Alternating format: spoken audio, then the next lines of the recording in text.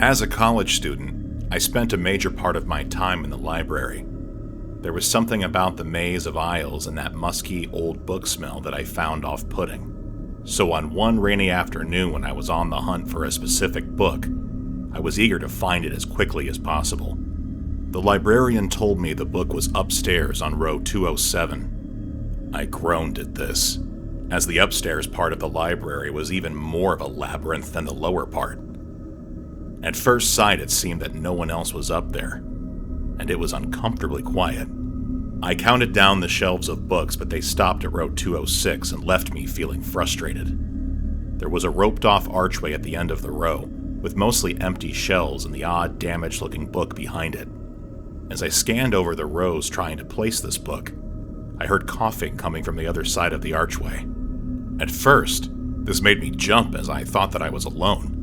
I figured it must be a member of staff, so, getting nowhere with my book hunt, I decided to ask for help. I walked up to the rope and peered over it. To the left side, there was a dark corner filled with books, and standing there with their back to me was a slim figure with a shawl around their shoulders. I croaked to clear my throat, then asked them if they knew where row 207 was. To start with, they didn't reply. They just remained there facing the wall. Then I noticed them start to sway from side to side. I thought maybe they hadn't heard me. So again, I asked them if they knew where row 207 was. When they ignored me again, I muttered, "Thanks a lot," under my breath, then went to leave. I'd taken one step when this arm jerked toward me and these long, bony fingers gripped onto my wrist. That's when I saw that shawled person glaring straight at me. They had this long, thin face and these expressionless eyes. I will always remember those eyes. I tried to pry myself free of them, but they wouldn't budge. I yelled at them, "Get off me!" But they just looked at me with those soulless eyes, and then they flicked their long tongue across their lips in a reptile-like fashion. Thinking fast with my free hand, I grabbed a hardback book off the shelf closest to me and slammed it onto their hand. They let out a low-pitched wail and loosened their grip long enough for me to pull away.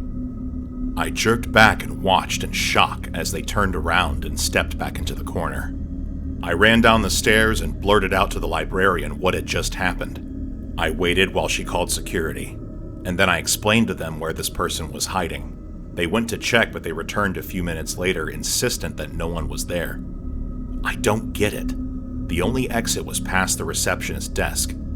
I was there the whole time, so I would have seen them leave. I didn't imagine it. I had the bruises on my wrist to prove it. To this day, I have no idea who that person was and what they wanted with me. But just thinking about it still gives me the shivers.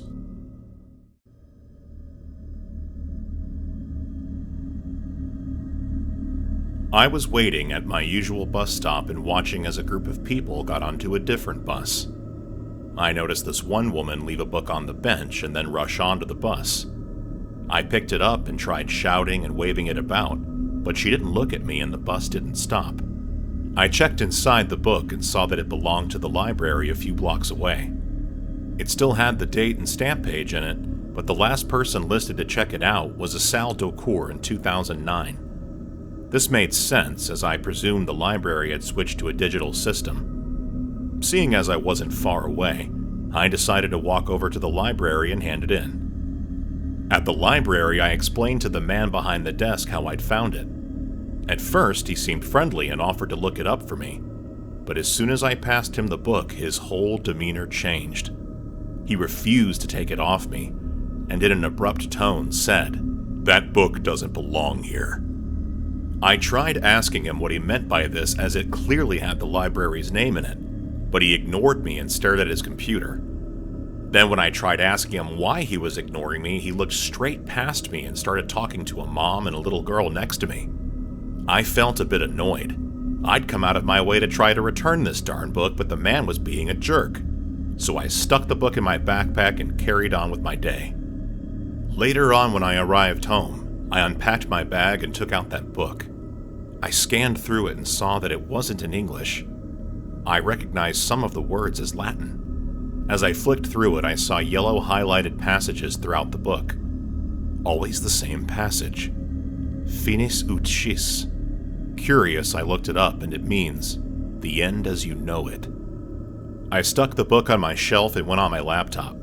I was typing up a work email and only left my room briefly to grab a snack. When I returned, I found that book placed on my desk.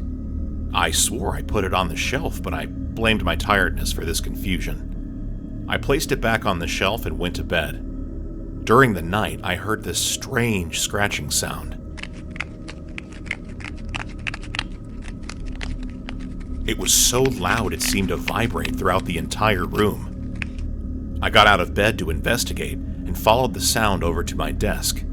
There, next to my laptop and notepad, was that book. I stuck it in my desk drawer and went back to bed, but the scratching sounds continued.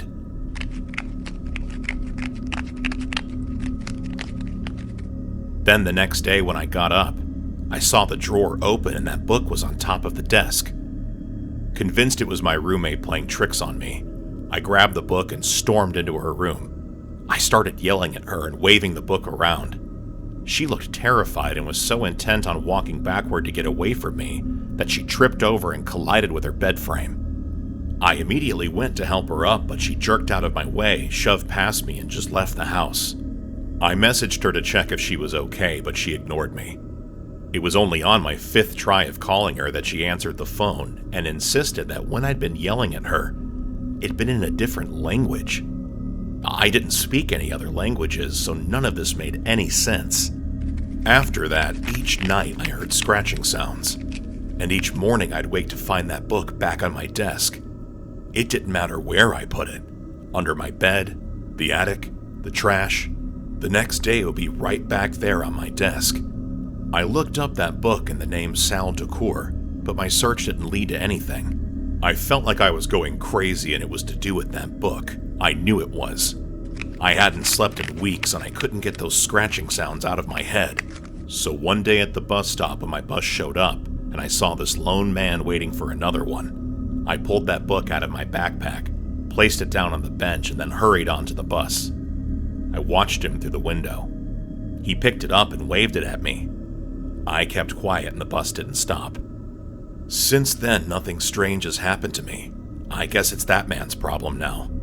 I only hope he finds a way to get rid of it, but if I'm honest, I just hope I never see it again, and that it never finds its way back to me.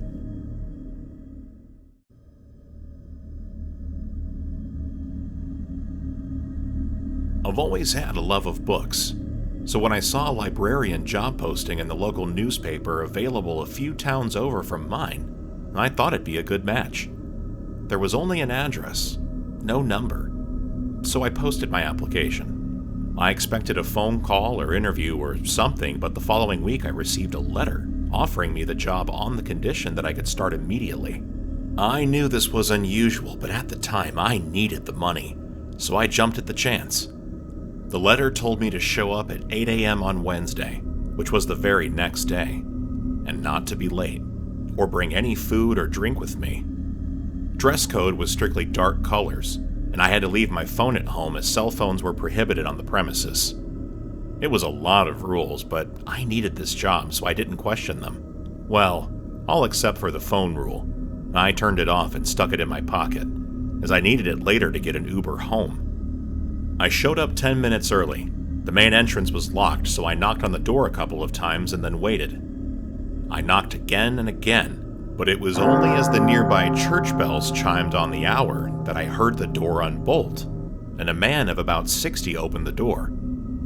I went to introduce myself, but as I began to talk, he turned and walked back into the library.